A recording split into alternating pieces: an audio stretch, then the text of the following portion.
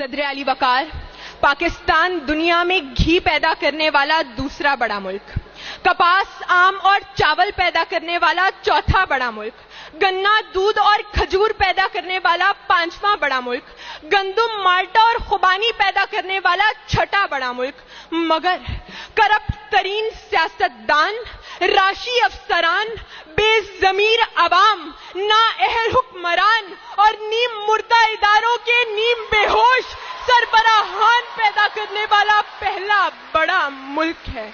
इसके बावजूद अली वकार जिंदा हैं अब तक, ढीठ जो हैं। मेरे देश के लोगों, शिकायत क्यों नहीं करते?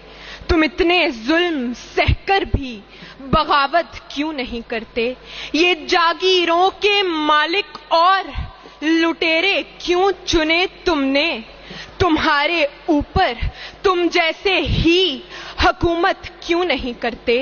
ये भूख, अफलास, तंगदस्ती तुम्हारा ही मुकद्दर क्यों? मुकद्दर को बदलने की जसारत क्यों नहीं करते? क्योंकि सदर वकार जिंदा हैं अब तक, ढीठ जो हैं। जनाबे वाला, जब हमने अपने आप को बेहिसी, बेरुखी और बेदर्दी से एक ऐसा लावारिस मरीज बना दिया हो जिसकी एक मामूली सी बीमारी बदउनवानी को डॉक्टर, सर्जन, तबीब, हुक्मा और कंसल्टेंट मईशत के कैंसर का आखिरी मरहला बनाए बैठे हों, जबकि कुदरत और फितरत की हर आसाइश के ढेरों ढेर लगे हों, मगर बेज़मीरी और खुदगर्जी के फालिज का गलबा हो, तब ऐसे मरीज को जिंदा दरगोर हो जाना चाहिए, मगर जिंदा हैं अब तक, ढीठ जो हैं। सदर अली वकार, आज मेरे मुल्क के हुक्मरान सारी दुनिया में हाथों में कशकोल उठाए ये साबित करने पर तुले हैं कि सैलाब आया और ये एक आफत है, लिहाजा हमें आफत ज़दा करार देकर इमदाद दी जाए।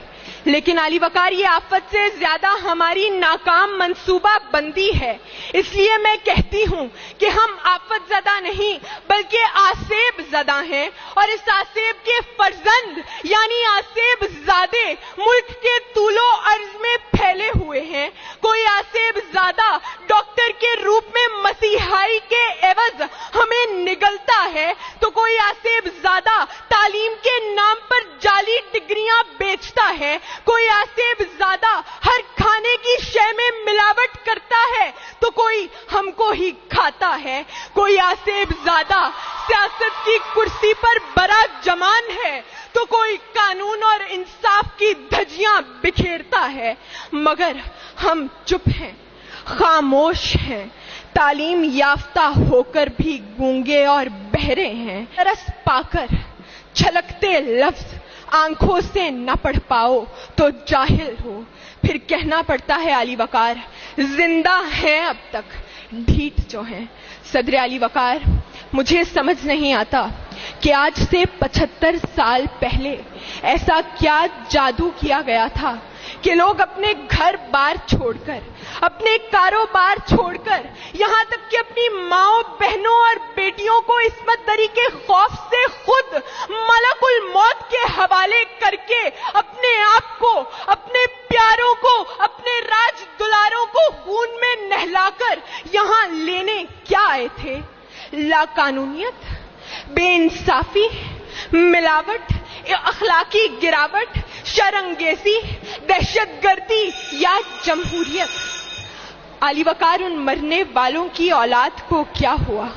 वो शोहदा जो मनो मट्टी तले दफन हुए, उनके जज्बात के लिए एहसासात को क्या हुआ? जिना, इकबाल, सर सैयद और फातिमा के दिए गए ख्यालात को क्या हुआ? जब जवाब नहीं मिलता तो कहना पड़ता है एक ये भी इनकलाबे वक्त की तस्वीर है, रहजनी, गारत, गरीब, बेदाद की तशहीर है।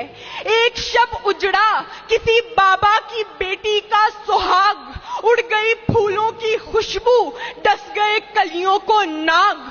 آدمیت ان دنوں ایک لاشائے تقدیر ہے.